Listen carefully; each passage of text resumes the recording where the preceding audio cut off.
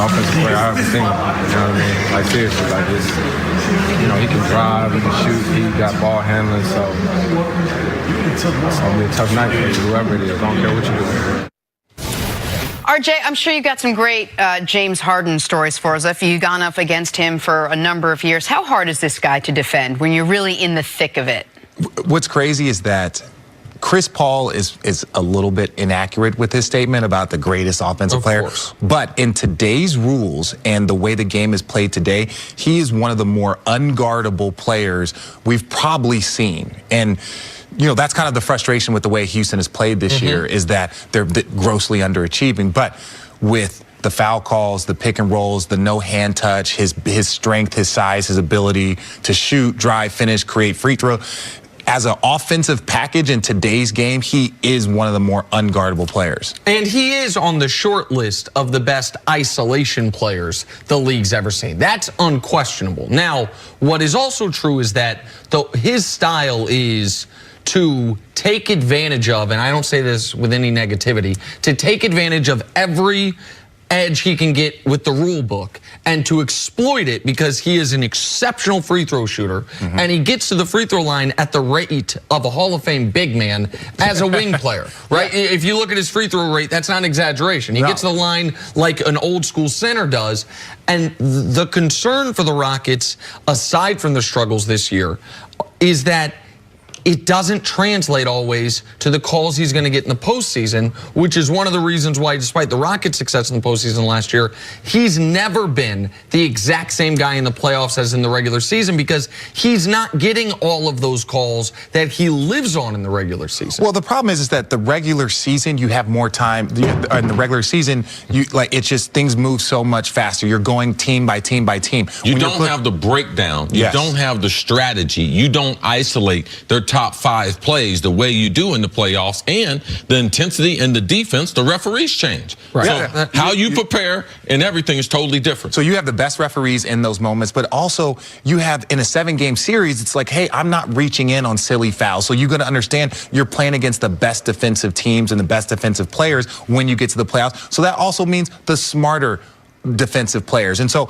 if you take, let's say, 30% of his free throws away, right? All of a sudden, he becomes a little bit more normal. But again, with today's rules and his ability to shoot, pass, shoot threes off the dribble, shoot threes off the dribble from deep, so you have to get up on him, very similar to Steph Curry. Like, once he crosses half court, he is a threat, right? There's only about maybe him, KD, Steph.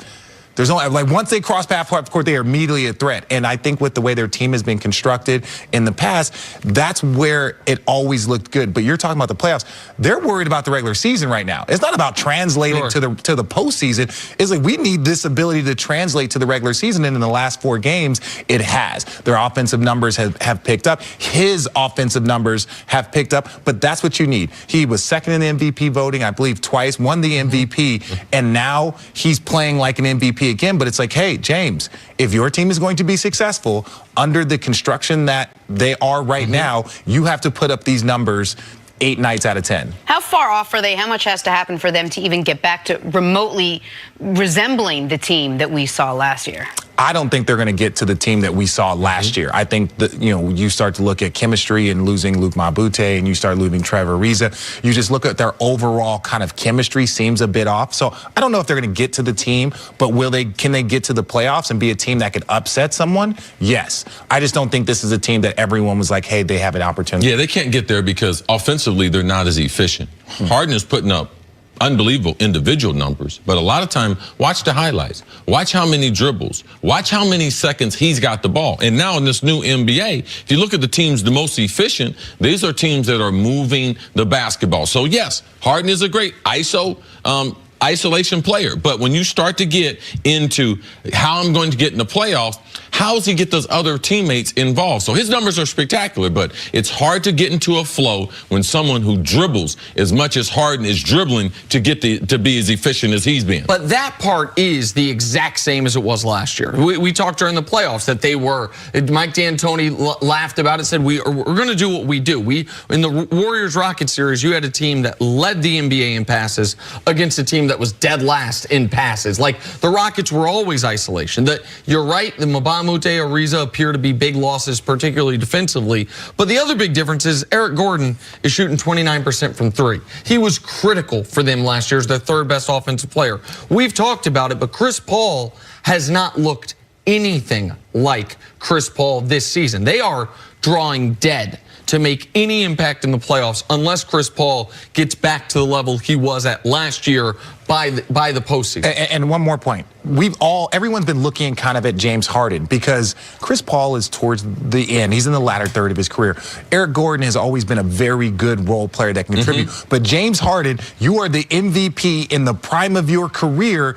We needed to see these numbers sooner. And if you see these numbers sooner, they probably wouldn't be in the hole that they're in right now. But Chris Paul, correct. I feel like Chris Paul, now that James is starting to get back to that level, Chris Paul is the one guy that you're like, okay, Chris, it's time. It's time for you to pick it up. Because Harden, for whatever the slow start was, now his averages on the season are 32 points, 6 rebounds, 8 assists. Like, he is having a spectacular individual statistical season. To me, it's the guys around him, and the defense has fallen off dramatically. I think a lot of that, we don't talk about Clint Capella a lot. He got a big contract this offseason. They expected him to continue to grow. We haven't seen that to the degree. One quick question for you on this. If you were talking to someone who was playing the Rockets in a series, what would your advice on how to guard Harden be?